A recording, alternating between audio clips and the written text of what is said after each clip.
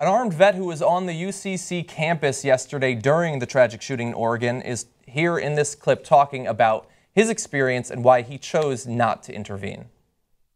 Well, I'm not out thinking that the society's out to harm me. I do happen to conceal carry myself for defense of myself and others, just in case a tragedy like this happens and I have to be in close proximity to where I'm involved to try to help save some lives. But I'm not a person who believes that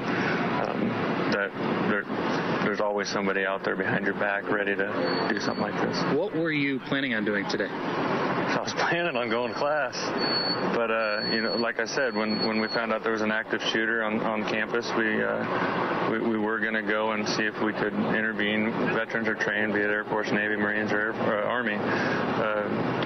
We're trained to go into danger, not just run away from it. So if there was something we were able to do, we were going to try to do it.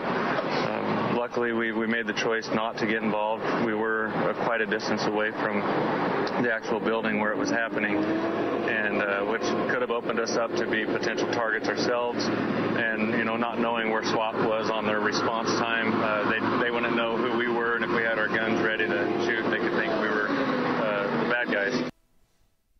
So that's not Al Gore. He says that if he had been close to it, he might have intervened. He has the training. He certainly is fine. He thinks people should carry guns. He carried his gun onto the college campuses. Apparently, that was his habit to do. And in later parts of the video, it's legal in Oregon. School it's legal. The school would like you not to, but it's legal. Yeah, and even in his statement, he says, "Yeah, it's legal, but it doesn't matter if it's legal. The Constitution allows me." So this is a guy who enthusiastically likes guns, but he also, thankfully, understands that it's not simply an opportunity to be a hero when you hear shots being fired and you have a gun on you.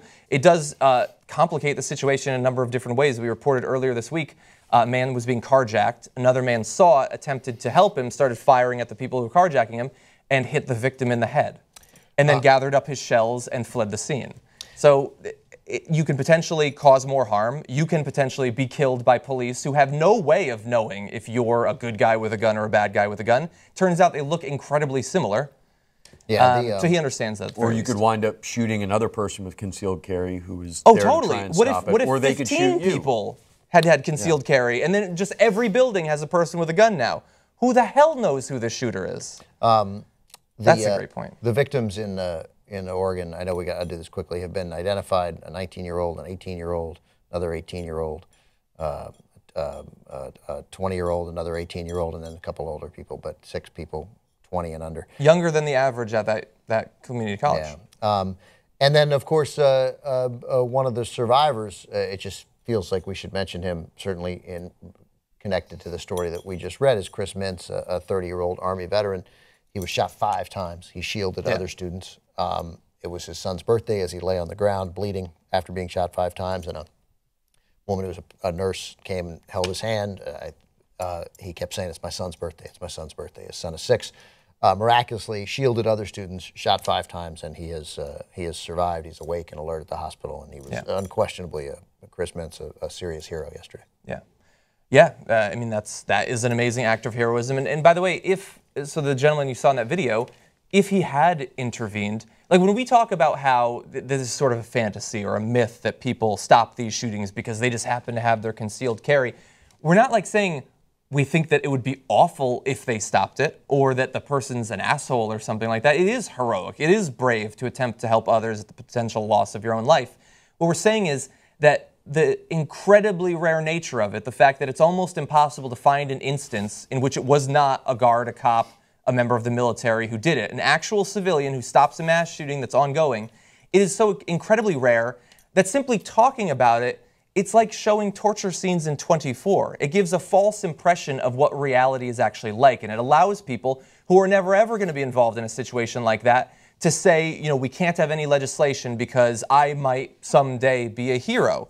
Yeah, it's entirely possible that you might be a hero, but you're probably not going to. It's far more likely that your kid is going to accidentally pick up your gun, or it's going to be stolen and used in a gang shooting. Those things are all far more likely. They happen every day, unlike the civilian stopping a mass shooting, in which we can't find one documented case in the past 3 decades.